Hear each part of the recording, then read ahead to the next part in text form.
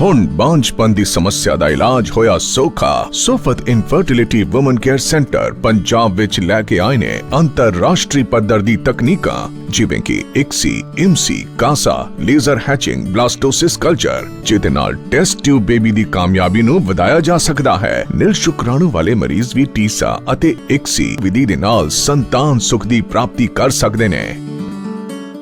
सत श्री अकाल दर्शकों, मैं डॉक्टर सुमिता सोफत बांझपन विशेषज्ञ अपने YouTube चैनल ते तुहाडा स्वागत करती हाँ।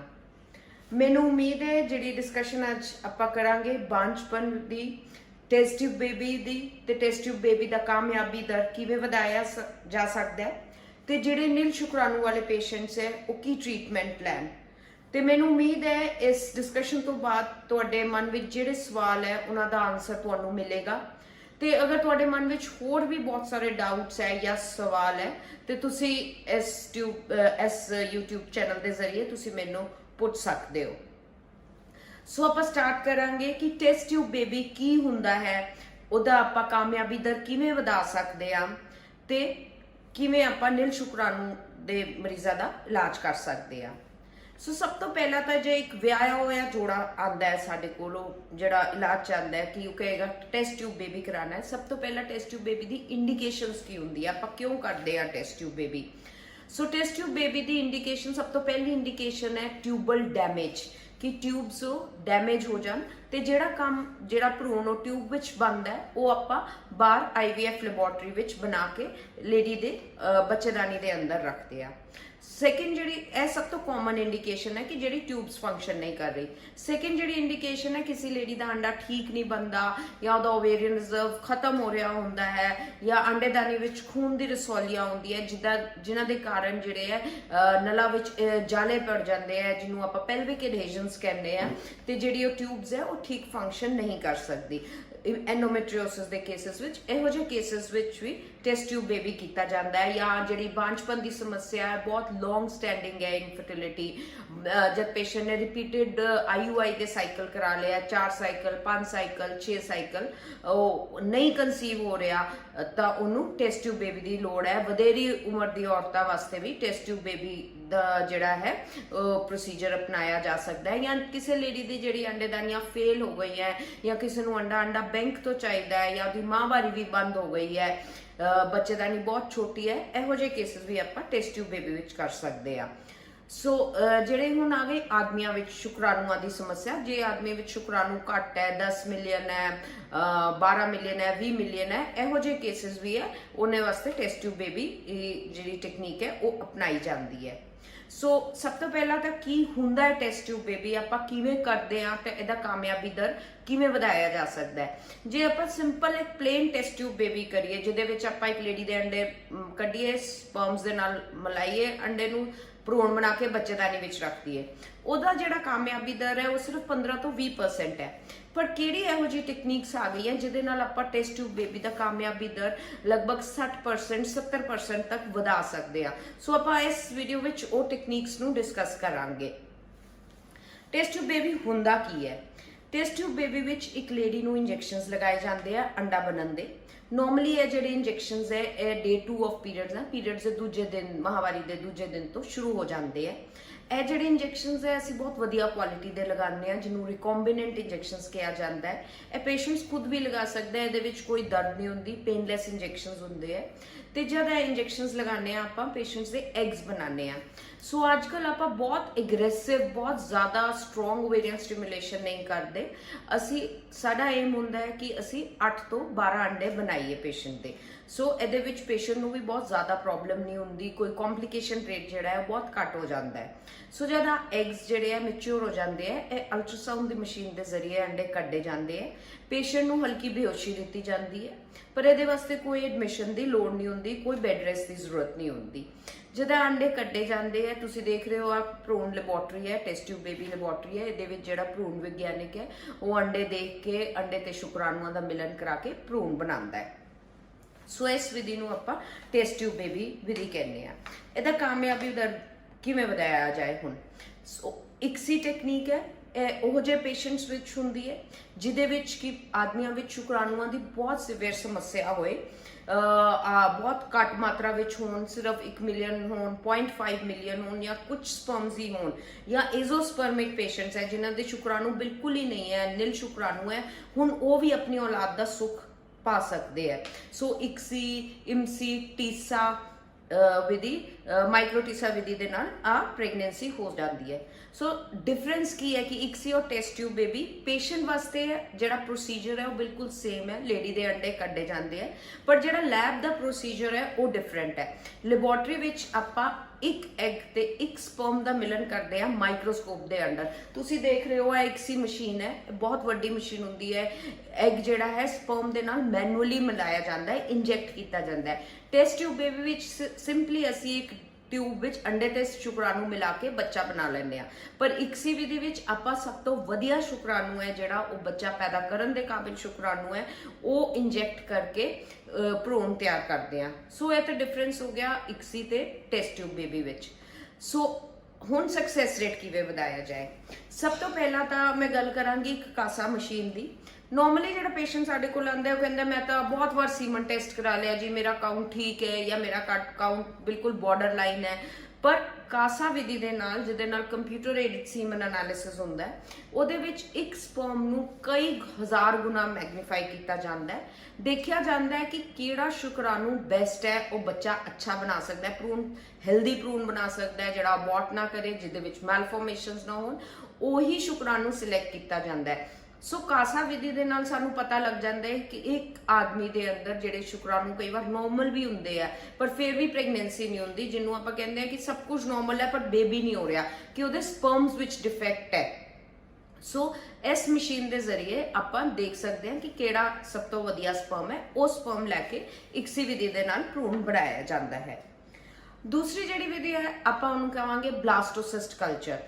ਨੋਰਮਲੀ ਜਿਹੜਾ ਭਰੂਣ ਹੁੰਦਾ ਹੈ 48 ਘੰਟੇ ਬਾਅਦ ਬਹੁਤ ਸਾਰੇ ਸੈਂਟਰਸ ਹਸਪੀਟਲਸ ਹੈ ਪੇਸ਼ੈਂਟ ਸੈਕਿੰਡ ਜਾਂ ਥਰਡ ਡੇ ਟ੍ਰਾਂਸਫਰ ਕਰਾ ਲੈਂਦਾ ਹੈ, ਪੇਸ਼ੈਂਟ ਨੇ ਅੰਡੇ ਨਿਕਲਵਾਏ ਤੀਜੇ ਦਿਨ ਟ੍ਰਾਂਸਫਰ ਹੋ ਗਿਆ, ਪਰ ਬਹੁਤ ਸਾਰੇ ਭਰੂਣ ਹੁੰਦੇ ਆ ਜਿਹੜੇ ਕਿ ਬਲਾਸਟੋਸਿਸਟ ਲੈਵਲ ਤੱਕ ਨਹੀਂ ਗਰੋ ਕਰਦੇ। ਬਲਾਸਟੋਸਿਸਟ ਟ੍ਰਾਂਸਫਰ ਦਾ ਮਤਲਬ ਹੁੰਦਾ ਹੈ ਆਪਾਂ 5ਵੇਂ ਦਿਨ ਭਰੂਣ ਟ੍ਰਾਂਸਫਰ ਕਰਦੇ ਹਾਂ। ਇਹ ਲਾਸਟ ਸਟੇਜ ਹੁੰਦੀ ਹੈ ਕਿ ਜਦ ਭਰੂਣ ਲੈਬੋਰਟਰੀ ਵਿੱਚ ਗਰੋ ਕਰ ਸਕਦਾ ਹੈ, ਤੇ ਜਿਹੜੇ ਸਭ ਤੋਂ ਵਧੀਆ ਭਰੂਣ ਹੁੰਦੇ ਆ ਉਹੀ ਬਲਾਸਟੋਸਿਸਟ ਬਣਦੇ ਆ।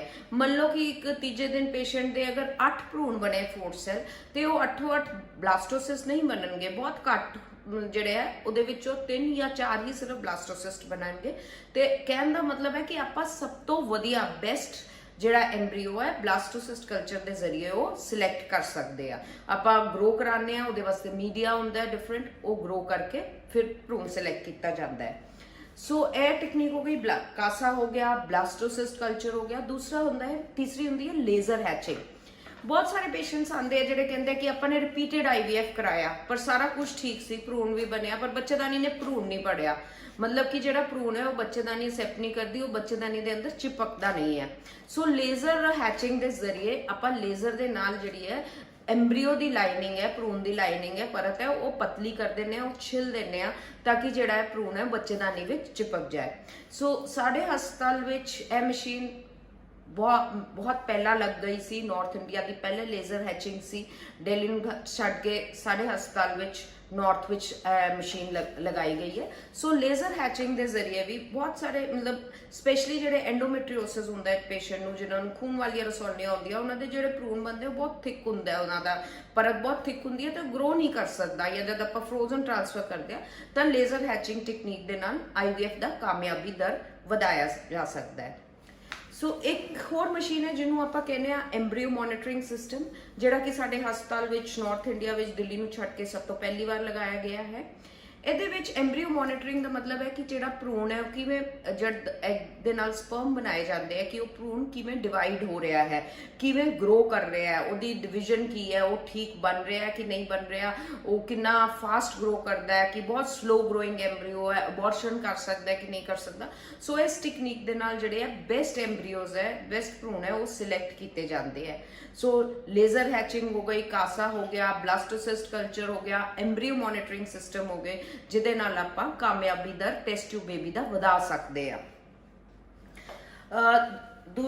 ਉਸ ਤੋਂ ਬਾਅਦ ਆਪਾਂ ਗੱਲ ਕਰਾਂਗੇ ਕਿ ਤੁਸੀਂ ਮਤਲਬ ਅਸੀਂ ਲੈਬ ਵਿੱਚ ਸਾਰਾ ਕੁਝ ਠੀਕ ਕਰ ਲਿੱਤਾ, ਪਰ ਜਿਹੜੀ ਲੇਡੀ ਹੈ ਉਹ ਲੇਡੀ ਦੇ ਜਿਹੜੀ ਹੈ ਬੱਚੇਦਾਨੀ ਹੈ ਉਹ ਐਮਬ੍ਰੀਓ ਅਸੈਪਟ ਨਹੀਂ ਕਰ ਰਹੀ। ਪੇਸ਼ੈਂਟਸ ਕਹਿੰਦੇ ਆ ਕਿ ਸਾਡੀ ਬੱਚੇਦਾਨੀ ਦੀ ਤਹਿ ਕਮਜ਼ੋਰ ਹੈ, ਉਹਦੇ ਵਿੱਚ ਬਲੱਡ ਫਲੋ ਨਹੀਂ ਹੈ। ਸੋ ਸਾਡੇ ਕੋਲ ਸਪੈਸ਼ਲ ਕਲਰ ਡੋਪਲਰਸ ਹੈ ਜਿਹਦੇ ਨਾਲ ਆਪਾਂ ਟ੍ਰਾਂਸਵੈਜਾਈਨਲ ਸਕੈਨ ਦੇ ਜ਼ਰੀਏ 4D ਅਲਟਰਾਸਾਊਂਡ ਹੈ ਜਿਹਦੇ ਨਾਲ ਆਪਾਂ ਤਹਿ ਦੇਖ ਸਕਦੇ ਆ, ਬਲੱਡ ਫਲੋ ਦੇਖ ਸਕਦੇ ਆ। ਸਾਨੂੰ ਪਤਾ ਲੱਗ ਜਾਂਦਾ ਕਿ ਜਿਹੜੀ ਲਾਈਨਿੰਗ ਹੈ ਉਹਨੂੰ ਖੂਨ ਠੀਕ ਮਿਲ ਰਿਹਾ ਹੈ ਕਿ ਨਹੀਂ ਮਿਲ ਰਿਹਾ, ਕਿਉਂਕਿ ਅਗਰ ਲਾਈਨਿੰਗ ਨੂੰ ਬਲੱਡ ਫਲੋ ਠੀਕ ਨਹੀਂ ਮਿਲੇਗਾ ਤਾਂ ਐਮਬ੍ਰੀਓ ਗਰੋ ਨਹੀਂ ਕਰੇਗਾ, ਭਰੂਣ ਨਹੀਂ ਗਰੋ ਕਰੇਗਾ, IVF ਸਾਈਕਲ ਫੇਲ ਹੋ ਜਾਏਗਾ। ਸੋ ਇੱਕ ਬਹੁਤ ਇੰਪੋਰਟੈਂਟ ਗੱਲ ਹੈ ਕਿ ਲਾਈਨਿੰਗ ਦੀ ਮੈਜ਼ਰਮੈਂਟ ਦੇ ਨਾਲ ਨਾਲ ਤੁਸੀਂ ਇਹ ਵੀ ਦੇਖੋਗੇ ਕਿ ਉਹ ਬਲੱਡ ਫਲੋ ਕਿੰਨਾ ਹੈ, ਕਿਉਂਕਿ ਕਈ ਪੇਸ਼ੈਂਟਸ ਦੀ ਲਾਈਨਿੰਗ ਹਮੇਸ਼ਾ 7 mm ਹੀ ਰਹਿੰਦੀ ਹੈ, ਨਾਰਮਲੀ 7 to 9 mm ਹੁੰਦੀ ਹੈ ਅਲਟਰਾਸਾਊਂਡ ਦੇ ਜ਼ਰੀਏ ਜਦ ਆਪਾਂ ਮੈਜ਼ਰ ਕਰੀਏ।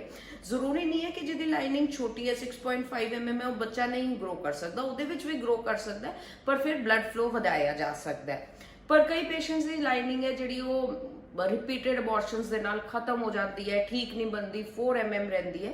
ਉਹਦੇ ਵਿੱਚ ਸਪੈਸ਼ਲ ਇੰਜੈਕਸ਼ਨਸ ਆਉਂਦੇ ਆ, ਸਪੈਸ਼ਲ ਟੈਕਨੀਕਸ ਆਉਂਦੀ ਹੈ ਜਿਹਦੇ ਨਾਲ ਆਪਾਂ ਜਿਹੜੀ ਹੈ ਉਹ ਲਾਈਨਿੰਗ ਗਰੋ ਕਰਾ ਸਕਦੇ ਆ। ਉਹ ਯੂਟਰਸ ਦੇ ਬੱਚੇਦਾਨੀ ਦੇ ਵਿੱਚ ਵੀ ਆਪਾਂ ਇੰਜੈਕਟ ਕਰ ਸਕਦੇ ਆ ਦਵਾਈਆਂ, ਉਹਦੇ ਨਾਲ ਜਿਹੜੀ ਲਾਈਨਿੰਗ ਹੈ ਉਹ ਠੀਕ ਹੋ ਜਾਂਦੀ ਹੈ, ਬਲੱਡ ਫਲੋ ਇਨਕਰੀਜ਼ ਹੋ ਜਾਂਦਾ ਹੈ ਤੇ ਭਰੂਣ ਫੜਨ ਦੇ ਚਾਂਸਸ ਜਿਹੜੇ ਆ ਵੱਧ ਜਾਂਦੇ ਆ। ਸੋ ਖਾਲੀ ਇੱਕ ਟੈਸਟ ਟਿਊਬ ਦਾ ਮਤਲਬ ਨਹੀਂ ਹੁੰਦਾ ਕਿ ਅਸੀਂ ਅੰਡੇ ਕਢਾਏ, ਭਰੂਣ ਬਣਾਇਆ ਤੇ ਬੱਚੇਦਾਨੀ ਵਿੱਚ ਰਖਵਾ ਲਿਆ। ਇਹੋ ਜਿਹੇ ਕੇਸਿਸ ਵਿੱਚ ਬਹੁਤ ਅੱਛਾ ਸਕਸੈਸ ਰੇਟ ਨਹੀਂ ਮਿਲਦਾ। ਸੋ ਹਰ ਪੇਸ਼ੈਂਟ ਦਾ ਵਰਕਅਪ ਕਰਨਾ ਬਹੁਤ ਜ਼ਰੂਰੀ ਹੈ, ਉਹਦਾ ਸਾਰਾ ਕੁਝ ਦੇਖਣਾ ਪੈਂਦਾ ਹੈ।